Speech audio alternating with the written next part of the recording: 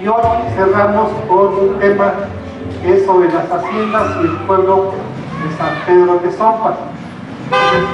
Hablar sobre las haciendas en esta región pues significa hablar de un problema que ha estado presente a lo largo del tiempo, que es la relación entre el hombre y la tierra. Y este sistema de hacienda, pues tenemos una noción muy general acerca de su origen y desarrollo. Entonces, hablar de las haciendas en México es hablar del proceso de colonización del territorio a partir de la llegada de los españoles y posteriormente la consolidación de las grandes propiedades. En la época prehispánica, el hombre estaba en relación con la tierra y hubo diferentes formas de aprovechamiento. La tierra estuvo bajo el control de los grandes altepes u organizaciones que distribuían la tierra entre los diferentes pobladores. Y parte de esa tierra se destinaba para la nobleza de los grandes linajes, de manera que había diferentes tipos de tierras. Eran las tierras destinadas a la nobleza, otras destinadas a las comunidades. Entonces podemos hablar de dos tipos de tierras que había, pero de esas se derivan otras diferentes. Bueno, a la llegada de los españoles, el tipo de tenencia de la tierra que existía en el mundo mesoamericano pues era muy compleja y variaba de un lugar a otro.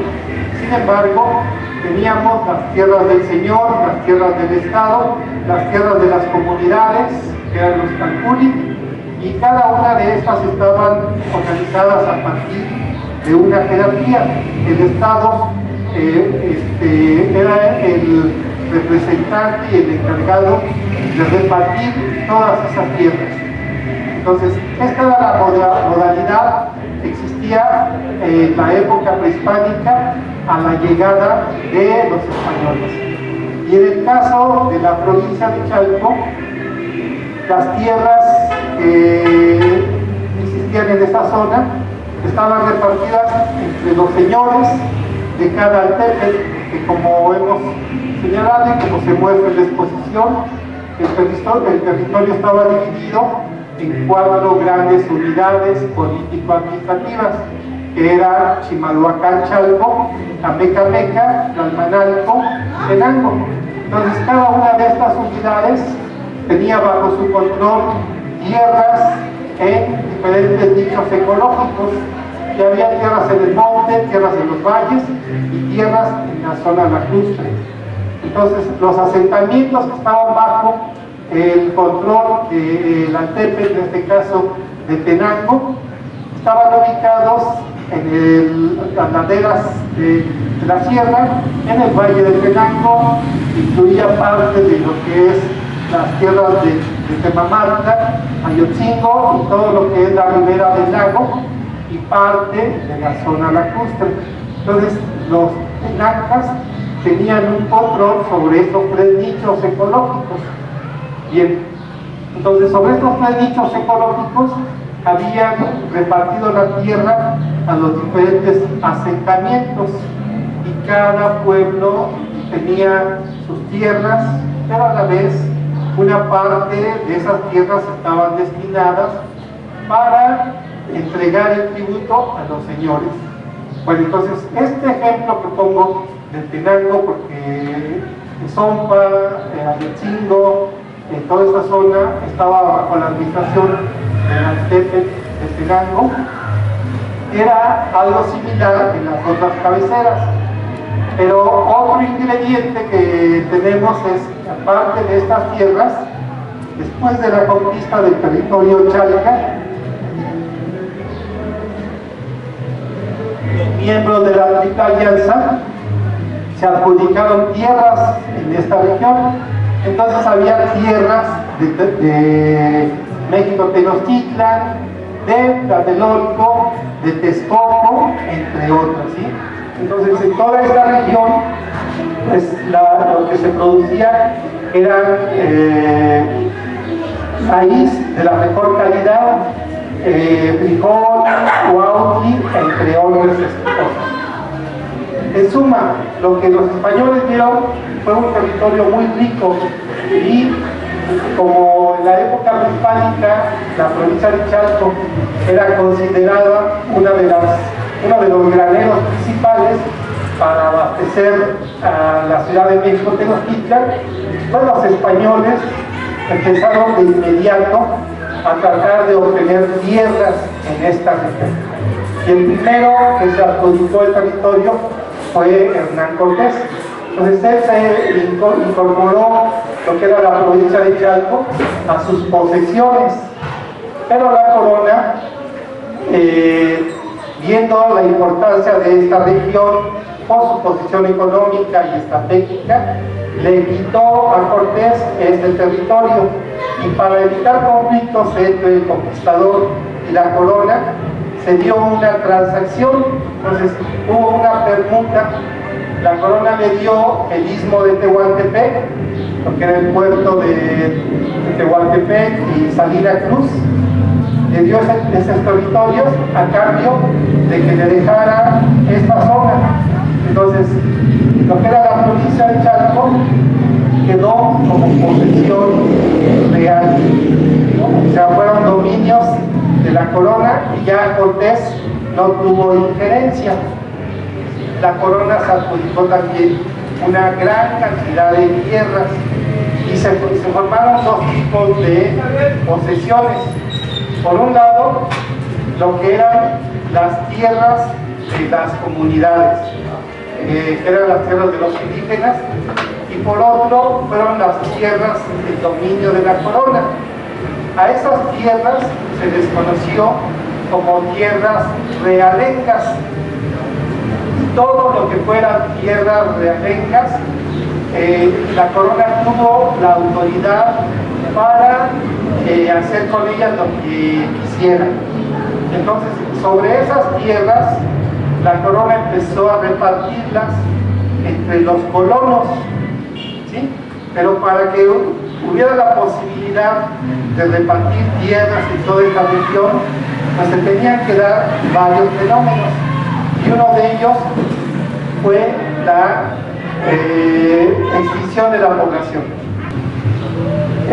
Después de 1521, pues se desata una de las epidemias más fuertes en la Ciudad de México, y es el momento en que están todavía combatiendo los españoles con los mexicas, y después de que culmina la primera etapa, algunos de los participantes se ven afectados por las enfermedades que traen consigo los españoles. Viene otra fase que es 1540-1550, cuando la epidemia alcanza su grado más álgido y la población empieza a decaer. Hay un gran deceso, entre un 30-40% de la población muere, y luego tendríamos diferentes etapas durante el siglo XVI. Después de 1540 tenemos la gran epidemia de 1570, y el siglo culmina con la gran epidemia de 1580-1590. En este panorama, entonces, tenemos un descenso de la población que muere más del 60% de la población. En paralelo a esto, tenemos las grandes epidemias. La corona inició una política de reorganización de la población, y tenemos dos momentos. Uno, el de 1550, en que la corona echa a andar un proyecto conocido como la política de congregación de pueblos, conocida también como reducciones. Y esa política de congregación de pueblos tuvo como propósito, entonces, decidieron mover a la gente de sus sitios de origen y trasladarla a lugares que se fundaron en puntos estratégicos. Y es así como surgen los pueblos coloniales. Entonces, este primer experimento de congregaciones se realizaron en la provincia de Chaco. Hacia 1580 se inicia la segunda etapa y fue nuevamente retomar la idea de reunir a la población, pero ahora ya el control no estuvo en manos de los frailes, sino que de las autoridades civiles, y ya no se hizo a través de una labor de convencimiento, sino que se utilizó la fuerza militar, de manera que lo que hizo la corona fue planear dónde se iban a establecer los pueblos coloniales, construir todo lo que era el área de educación. Se hizo el diseño, la traza, el tendido de las calles, levantando las construcciones, asignando los solares que iba a ocupar cada habitante, y una vez que ya se tenía hecho el pueblo, se procedía a decidir qué pueblos se iban a reducir. Entonces se traía a la gente a estos lugares, y aquellos que no aceptaban se les traía por la fuerza. Entonces esta es la situación que tenemos como base para entender la formación de la propiedad española. Son las epidemias, la caída de la población y el programa de congregación de pueblos. Entonces, solo mediante estos mecanismos podemos entender cómo se quedó libre mucha tierra. Entonces, todas las tierras que quedaron libres fueron consideradas como tierras del rey y fueron consideradas como tierras realengas. Y sobre esas tierras realengas es como los colonos pudieron solicitar sus mercedes. Entonces, veamos cómo se formaron las propiedades españolas. Todas las propiedades españolas se formaron a partir del reconocimiento legal. Entonces, los colonos, para tener la certeza de que eran dueños de su tierra, lo que tenían que hacer era solicitar a la corona una merced, y se esperaba 1 o 2 años para que se le otorgara otro documento, que era la merced. Entonces tenemos 3 documentos que eran indispensables: la solicitud, el mandamiento acordado y la merced. Bien, entonces este mecanismo fue el que se empleó en toda la Nueva España a lo largo del siglo XVI y el siglo XVII para que los colonos obtuvieran tierras. Bien, entonces, ¿qué tipo de tierras eran las que obtenían los colonos? Tenían 3 tipos de solicitudes. Ellos solicitaban mercedes de caballerías, de sitios de estancia para ganado menor o sitios de estancia para ganado mayor. Entonces, si solicitaban caballerías, cuando se hacía la solicitud, pues se les leía el reglamento, y ellos, al solicitar este tipo de tierras, se comprometían a destinar esas tierras con fines agrícolas, es decir, a sembrar maíz, trigo, cebada o lo que fuera.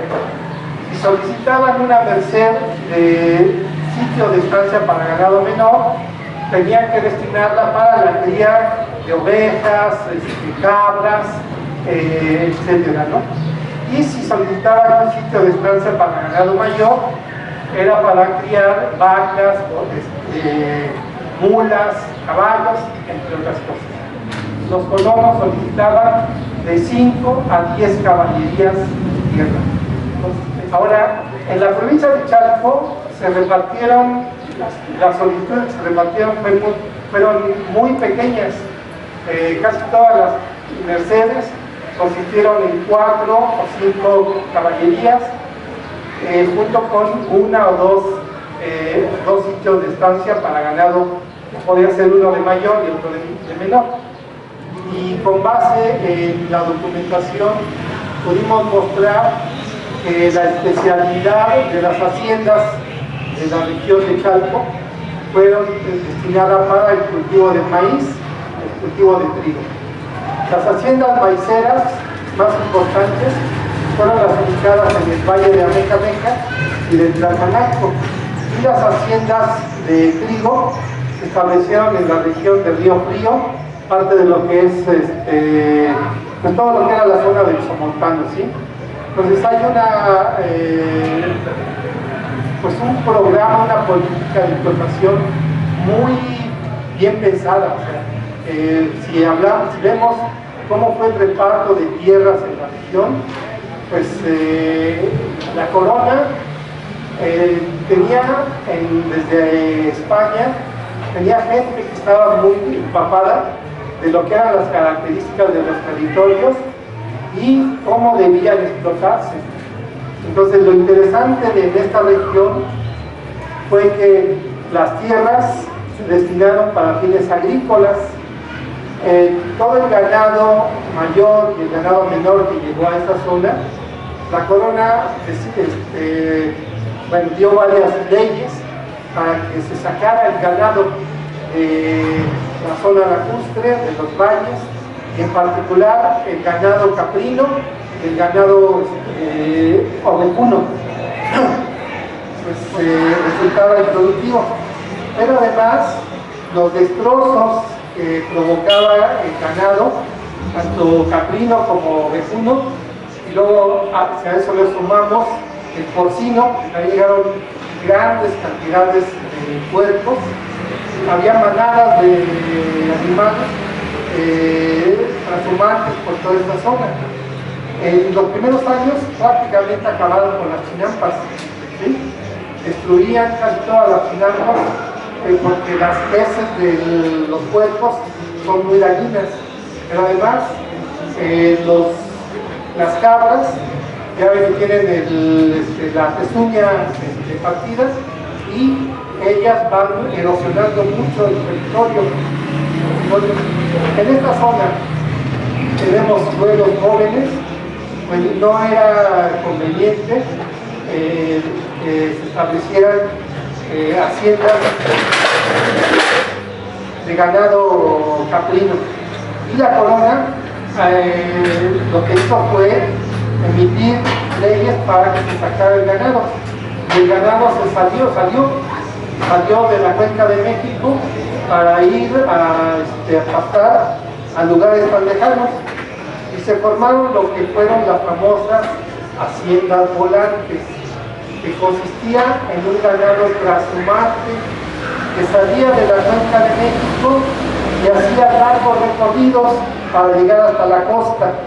Entonces había rutas que conocían los pastores de ganado de cabras y de ovejas, que recorrían todo lo que eran las faldas de la Sierra Nevada y después avanzaban hacia el estado, lo que es ahora el estado de Oaxaca y el estado de Guerrero. Tardaban medio año en llegar hasta la costa y luego ya regresar nuevamente. Entonces, quizás ustedes habrán escuchado algo sobre el famoso mole de cadera, que se lo disputa Guajuapan y Tehuacán.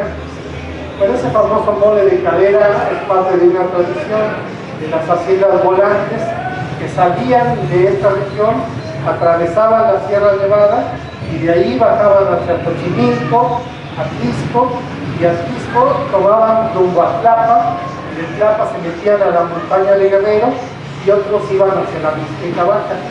Entonces todos tenían acuerdos con las comunidades para que les dejaran pasar. Pasaban por los montes, podían estar una semana o un mes y continuar su recorrido.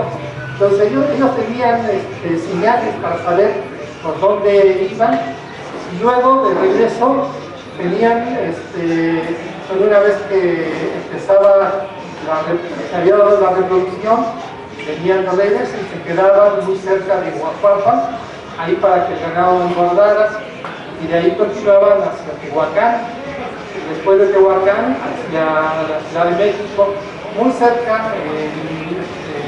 no entraban en la ciudad, sino que se quedaban en Tlaxcala, y en este trayecto se hacían grandes matanzas. Se repartían primero los dueños, se marcaba el ganado, se mataban las cabras, los borregos, para abastecer a las carnicerías. Y cuando se llegaban a Huapapa, pues una vez que se repartían los ganados, los dueños, pues los cuidadores les asignaban algunos animales para que hicieran una fiesta. Se hacía un gran festejo, pero lo que es interesante es que pues, los grandes dueños, una vez que se hacía el mole, se les repartía la carne, lo mejor de los chivos, y todos los huesos se les daba a los cuidadores. Con esos huesos ellos hacían un mole que resultaba ser el más sabroso, y de ahí el famoso mole de cadera. Bueno, todo esto tiene que ver para que entendamos la importancia que tenía este sistema de haciendas, y que los dueños de esas haciendas tenían que sacar sus ganados. El otro elemento es pues, las vacas, ¿sí? Cuando llegaron, las primeras veces que llegaron a esta zona fue el ganado cimarrón, no había ganado lechero. Eso es el siglo XIX, es otro momento. Pero el ganado cimarrón que llegó se propagó muy rápido y tuvo los mismos efectos que las cabras, destruir las cementeras de los indígenas, y se tuvo que sacar los pocos ganados que se quedaban, y tuvieron que mantener en corrales, de manera que las haciendas empezaron a construir cercados, y las cercas fueron pues, de diferentes formas. Acá hacia Tenango tenemos muchas haciendas que se levantaron muros alrededor de los terrenos, muros de piedra, conocidos como tecorrales. Entonces ahí se reunía el ganado vacuno para que no causara efectos, para que no destruyera las cementeras de los indígenas. Todavía veía yo acá los restos de la hacienda de los Ahuehuetes. Es parte del casco, tiene parte de lo que son los corrales donde se reunía el ganado. Entonces todo ese ganado se consumía en las carnicerías de la cabecera, en este caso de Tlalmanalco, del pueblo de Chalco, y parte de la carne se enviaba a la Ciudad de México. ¿Sí? Aparte de esto, de lo que era la producción ganadera, pues tenemos la producción del maíz. Los pueblos entraron en una franca competencia con las propiedades españolas. Los pueblos tenían las mejores tierras, entonces se dedicaron a la producción del maíz, y dentro de la región los valles más productivos era el valle de Amecameca, el de Tlalmanalco y la zona chinampera. Y dentro de estas tres, la zona chinampera tenía la ventaja de tener dos producciones al año. Entonces el mejor maíz que se tenía era el de la zona chinampera. De manera que las haciendas empezaron a producir maíz, pero este era insuficiente.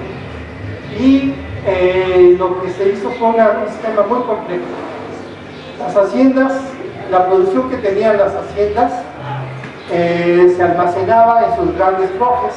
Ahí la hacienda de los Ahuehuetes todavía conserva restos de la troje, pero trojes importantes tenemos en la hacienda de la compañía, en lo que era la hacienda de la Asunción, y todavía si hacemos un recorrido por toda esta zona, pues quedan restos de trojes. La hacienda de Jico, aunque la troje es del siglo XIX, se basa en una infraestructura que tuvo Hernán Cortés para almacenar el maíz y el trigo que se producía. Bueno, los dueños de haciendas con el tiempo se convirtieron en los principales acaparadores del producto y pusieron en jaque a la Ciudad de México. Chalco era el principal granero, entonces la producción, la Ciudad de México se abastecía del maíz y las zonas que proveían a la Ciudad de México de maíz era Texcoco, Ecatepec y Chalco. Y dentro de el mejor maíz era el de la región de Chalco. Si vemos los libros de la lógica, hay una clasificación del maíz y el maíz de Chalco era el de mejor calidad. De manera que los molinos pues requerían de ese alimento y tenemos que pensar que la ciudad siempre ha dependido de todo lo que es la Rica de México. La ciudad si no tuviera el abasto de los pueblos periféricos, sucumbiría. No tiene para sobrevivir. Entonces en esa época pues requería de trigo, requería de maíz y el principal consumo de la población de la Ciudad de México era la tortilla. De manera que en época de abundancia pues había mucho maíz y los precios bajaban, pero en época de escasez había escaso maíz y subían los precios. Entonces los dueños de las haciendas de Chalco se dieron cuenta de esto y el gran negocio de ellos fue acaparar la producción de maíz. Las grandes trojes de las haciendas se encontraban, almacenaban toda la producción y esperaban que la ciudad consumiera todo el maíz de Tlaxcala, de Toluca, de Texcoco, y una vez que la lógica estaba vacía, pues ahora sí, los hacendados de Chalco sacaban sus producciones, pero las sacaban al precio que a ellos les convenía, pues eran las grandes ganancias. Los abastecedores de maíz de la ciudad venían a recorrer a la región para comprar maíz a las comunidades, pero los dueños de las haciendas se les habían adelantado y a las comunidades les prestaban dinero anticipado y los comprometían a vender su producción ya antes de que se recolectara el maíz. Esa producción de las comunidades ya estaba destinada para que la acapararan los dueños de las haciendas. Esa es la historia de la hacienda de la Asunción, de la hacienda de los Aguahuetes, de la hacienda de las haciendas cercanas, ¿sí?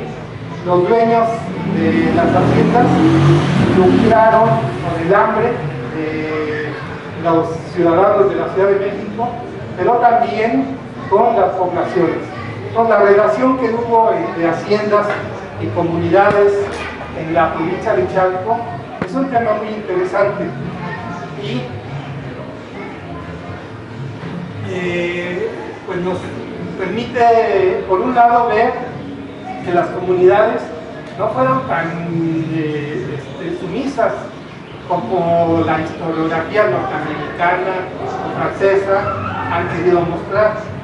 Las comunidades se defendieron y buscaron las formas de salir adelante ante la expansión de las haciendas.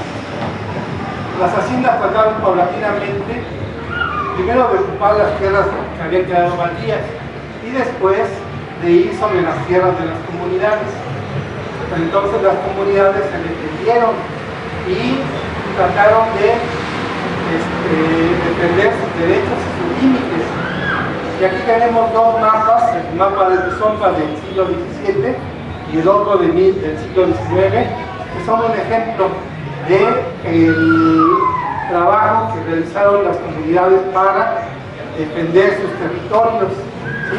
Entonces estos mapas no son nada más una muestra de la historia del pueblo, es una muestra de la lucha de los pueblos contra los grandes hacendados, contra los grandes especuladores de tierra y de productos, como fueron los dueños de la hacienda de los Ahuehuetes, de la hacienda de la Asunción, de Hacienda de Jico, entre otras.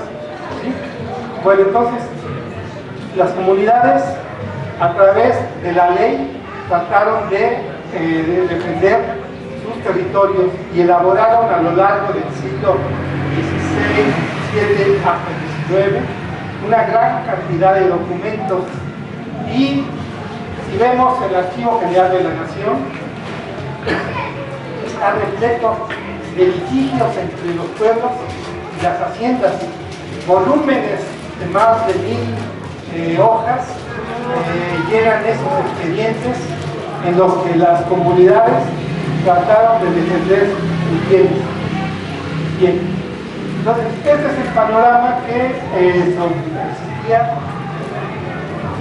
en esta región y que fue la tónica que se impuso entre los pueblos y las haciendas: la especulación, el control sobre los recursos, etc. Tezonpa tuvo primero el acceso a 3 nichos ecológicos, que eso es muy importante, que son montanos, que son las tierras del monte, una porción muy pequeña que son tierras de cultivo, que son un pequeño manchón, que no podemos ni llamar como valle, pero son tierras planas, donde lograron repartir las tierras entre los colonos, y luego parte de lo que era la zona lacustre, la zona chinapera.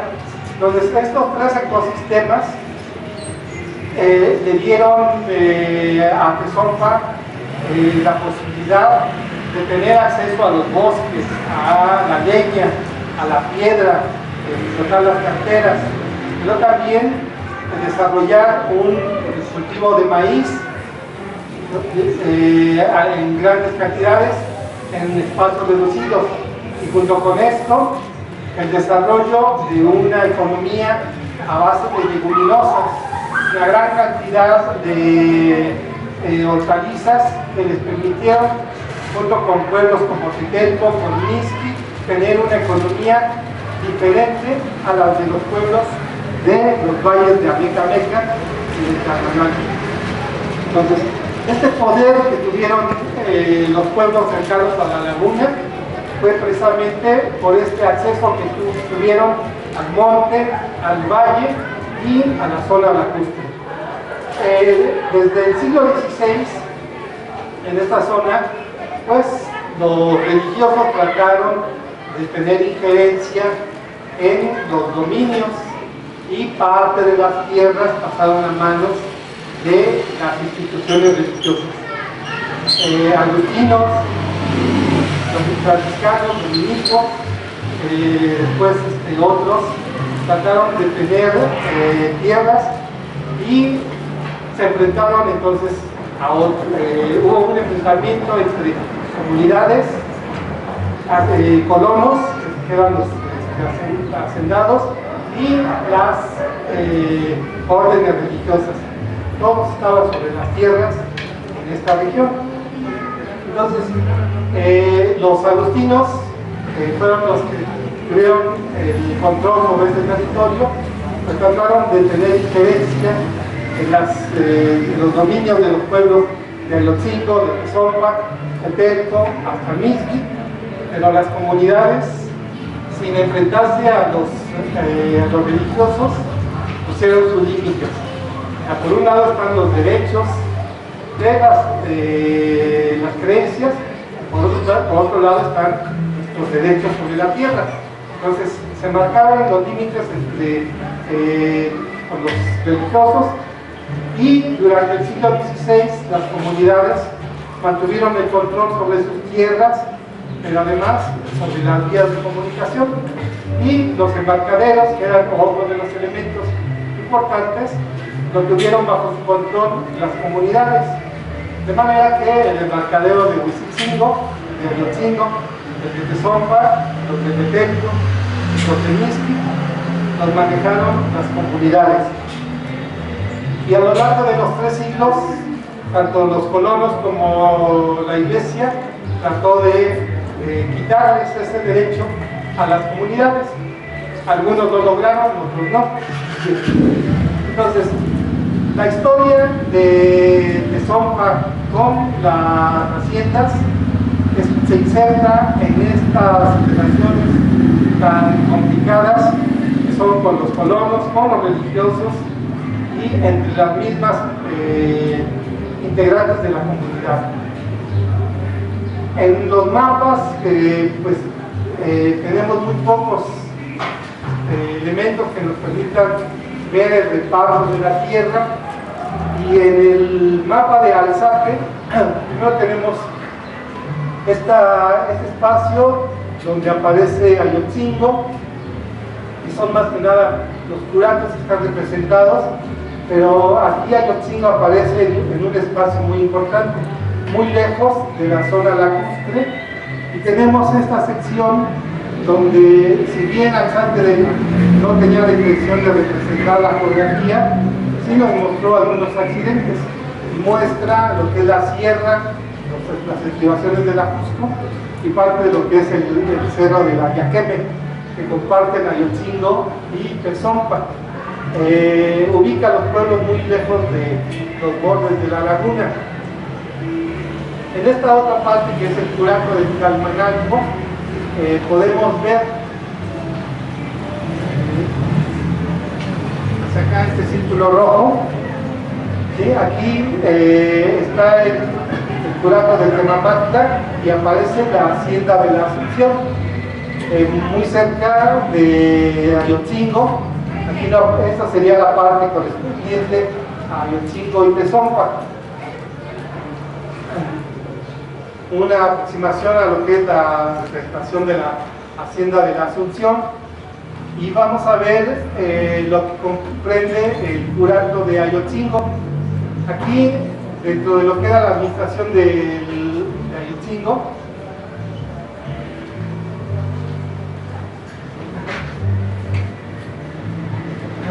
dentro de lo que es la administración de Ayotzingo tenemos la hacienda de la Asunción, que compartía términos con Cocotitlán y Temamatla.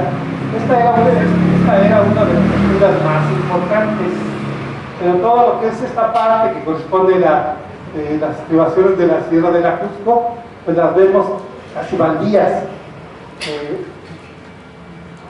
Y en la parte correspondiente al curato de Mixquic, vemos la representación de Tezonpa, la cabecera de Mixquic, y todo este espacio sin ocupación de ninguna propiedad. Es en otro mapa, en lo que es el curato de Chalco, donde vemos la cabecera de Chalco y aparece otra hacienda, la hacienda de San Juan de Dios, que junto con la de la Asunción, pues eran las que tenían el control sobre la parte sur de la zona lacustre. Aún ahí no aparece la hacienda o el rancho de los Ahuehuetes. Sin embargo, en un mapa ya del siglo XVIII aparece, y no sé si alcanzan a ver, aquí aparece el pueblo de Ayotzingo, y en esta parte aparece el pueblo de San Pedro Tezonpa. Está este camino que lleva hacia el cerro de la Ayaqueme, y en la parte media aparece el casco de la hacienda. Las haciendas se representaban con un cubo, generalmente lo que era el patio, y esto corresponde a lo que era el rancho de los Ahuehuetes, o el rancho del Ahuehuete, como se le conoció, y esto se supone que es parte de la zona lacustre. Si nos detenemos a leer la carta, vean ustedes, el pueblo de San Pedro Tezonpa está representado con 2, 4, 6, 8, 10, 12, 13, 14 casas, que más o menos eran las unidades geográficas que se utilizaban. El número de casas no es fortuito, sino que es para indicar el número de familias que existían en cada lugar. Entonces, esta cartografía es muy interesante porque nos muestra que el pueblo era muy pequeña su población, pero tenía tierras que incluían parte de lo que era toda la zona de monte, y luego compartía linderos con el pueblo de Ayotzingo y la hacienda de la Asunción en la parte superior. Entonces, sobre este gran espacio se insertó el rancho de los Ahuehuetes. Y en una copia muy similar, aquí encontramos una glosa que nos indica que es el rancho de los Ahuehuetes, pero además aparece otra representación, que es el embarcadero. Entonces ya tenemos dos elementos de una infraestructura muy importante.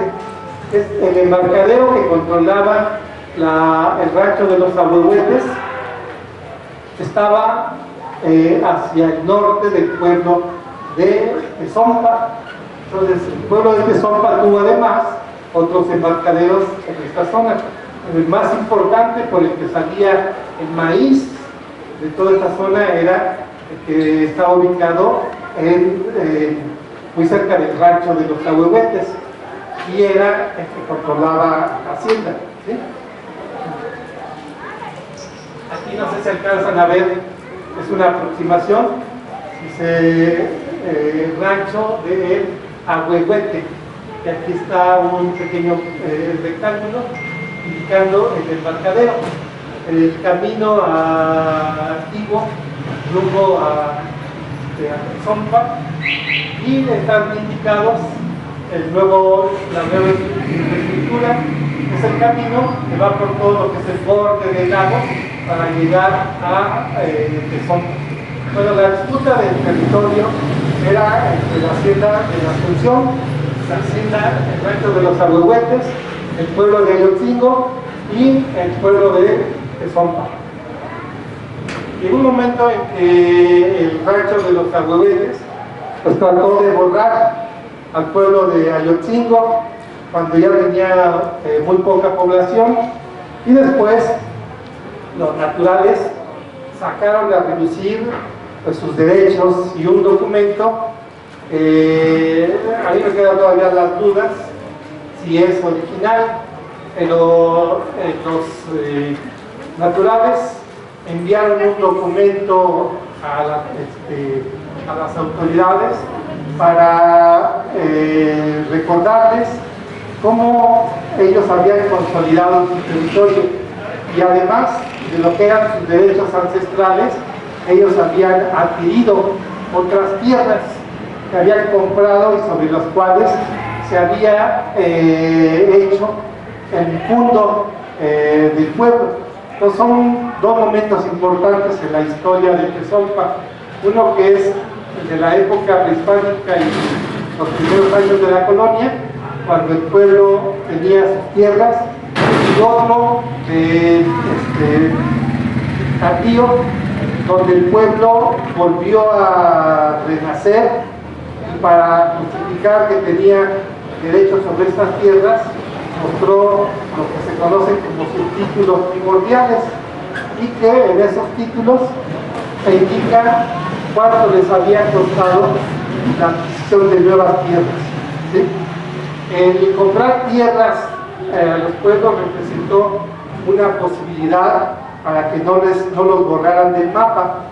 Lo mismo habían hecho el pueblo de Chalco,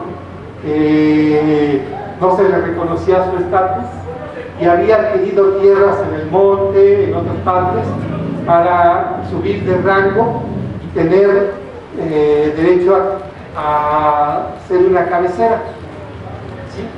Bueno, pues Tezompa hizo lo propio frente a esta lucha con la hacienda de la Asunción y el rancho de la Ahuehuete.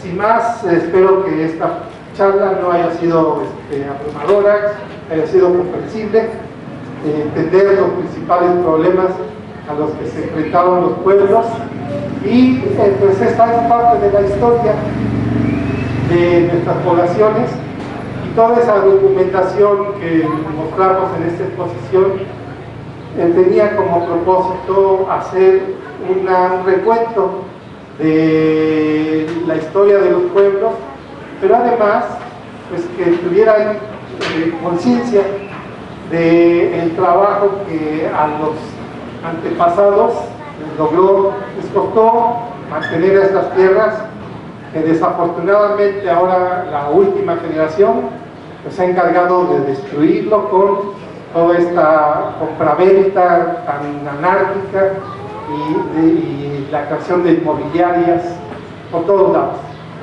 Yo recuerdo este camino de Chalco acá y me da mucha tristeza, coraje, potencia ver cómo pues, la gente ha ido por el lado más fácil, que es vender sus tierras. Lo que antes fue el granero de la ciudad, pues ahora es pues, el gran cinturón de miseria que pues, nos depara en el futuro toda esta región, ¿sí? O sea, no solo la zona de la vemos hacia Camanacto, de toda esta parte, otro momento importante el uso de la tierra.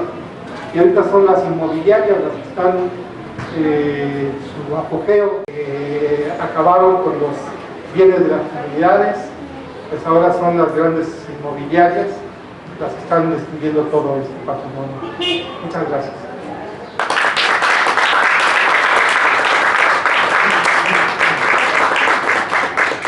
Bueno, pues muchas gracias, doctor.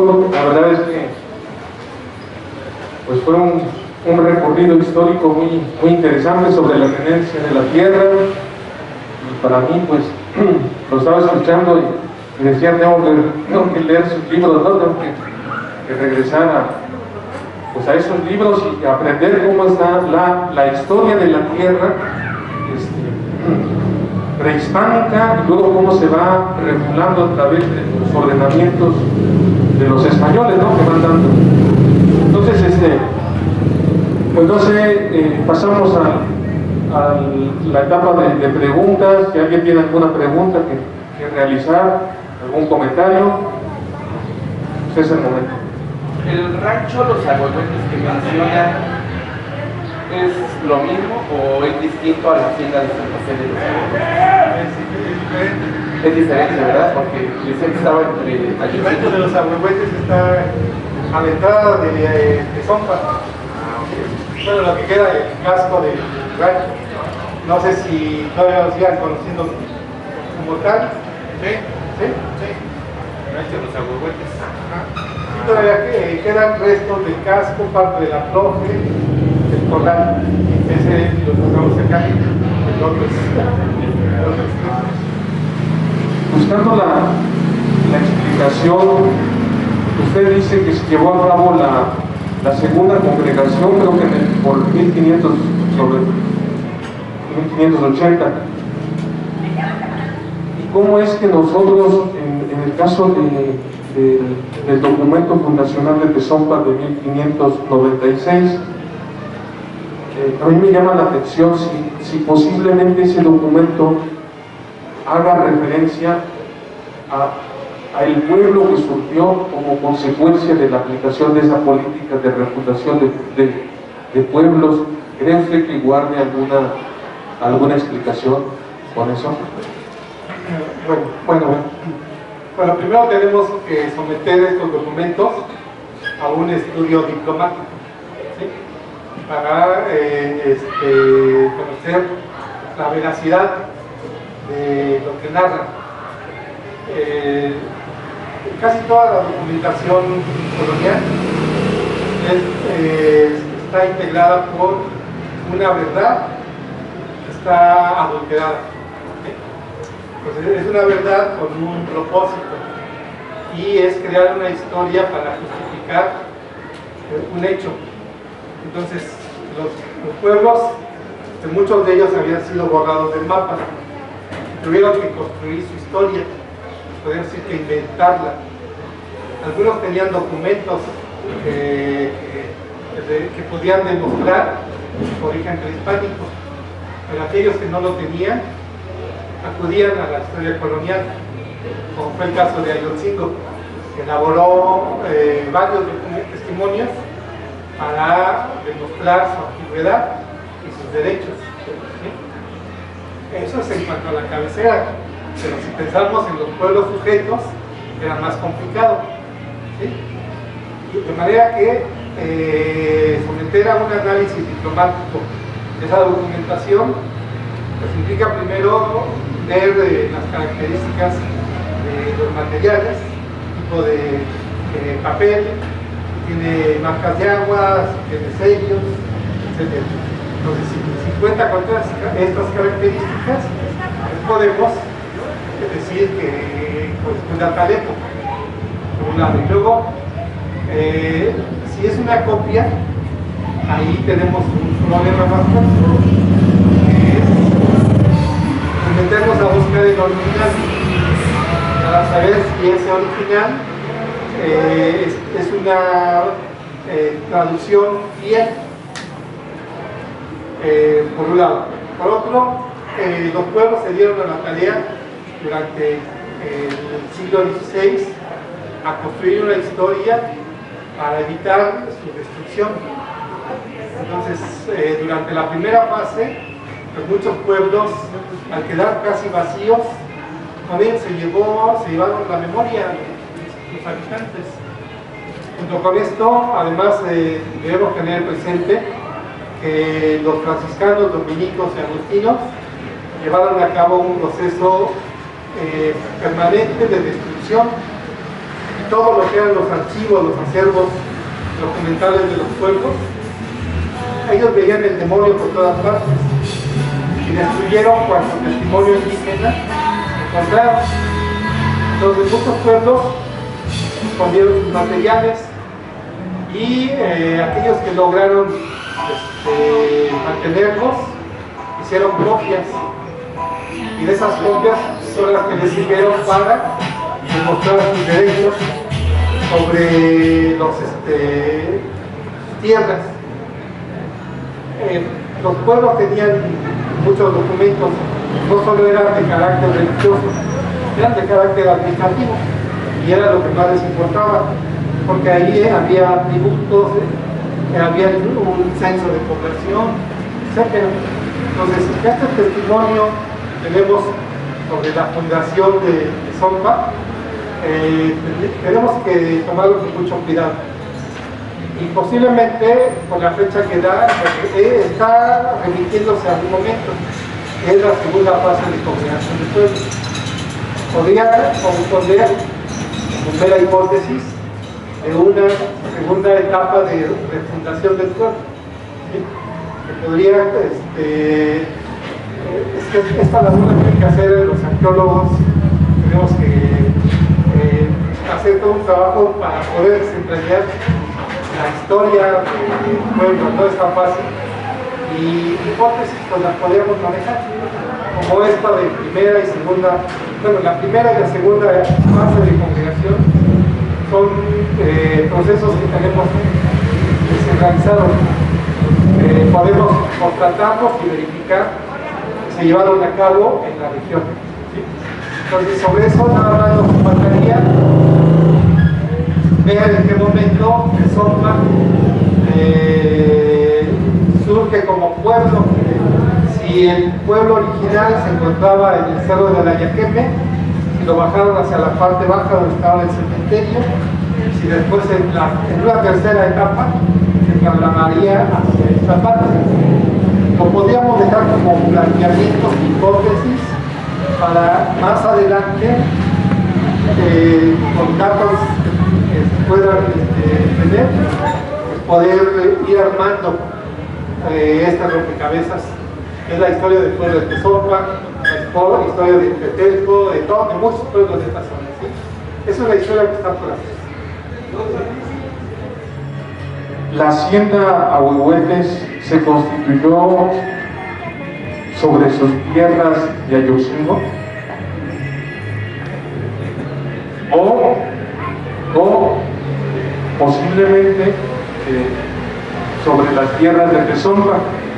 No sé, pero principalmente me refiero a Ayotzingo, porque a lo mejor serviría eso si se tiene ubicados los linderos de Ayotzingo, para ver si quedó comprendida esa hacienda en las tierras de Ayotzingo. Bueno, es un tema que tenemos que trabajar todavía. Es un tema que no está muy claro. Los documentos de Agentzingo y ahora la fortuna que tuve de verlos desde Tezonpa nos van a ayudar mucho para definir cómo fue la relación entre los pueblos linderos y los dueños de la hacienda de los Ahuehuetes. Hay un expediente que estoy trabajando actualmente, de donde provienen estos mapas, que probablemente nos pueda ayudar a entender esta relación entre la hacienda de los Ahuehuetes, Agentzingo y Tezonpa. Pero es algo que todavía no puedo responder hasta que tenga yo documentos que me permitan mostrarles esta relación. Aquí le hacemos entrega de la constancia, nos nombra el Instituto Nacional de Antropología de Historia, la Dirección de Etnohistoria y la Delegación de Tezonpa por la conferencia Las Haciendas y el Pueblo de Tezonpa. Muchas gracias, doctor. Gracias. Le agradecemos todo el apoyo. Por ejemplo, ahora una gran cantidad de gente que vino a escuchar la plática, el cierre de este programa de actividades. Y para los otros pueblos, pues a mí me gustaría decirles que hay mucho por hacer y que en cada lugar creo que hay un José Luis. En cada lugar tiene que haber una persona que se comprometa, que se sienta con las ganas de darle algo a su pueblo. Entonces, en la medida en que se pueda tener una cabeza organizadora en cada lugar, creo que vamos a lograr mucho. Yo no soy la solución, yo solo participo y me involucro en el trabajo que se da en cada lugar. Y fue así como Tezonpa pues, me invitó y con el gusto de participar en el pueblo, pues lo hice. Para mí no fue nada pesado, no hice estas actividades por algo, lo hago por la convicción de que somos parte de una historia en común, todos los pueblos de Chalco. Gracias. Muchísimas gracias. Gracias. Hasta luego. Hasta luego y nos veremos en el siguiente pueblo. Gracias.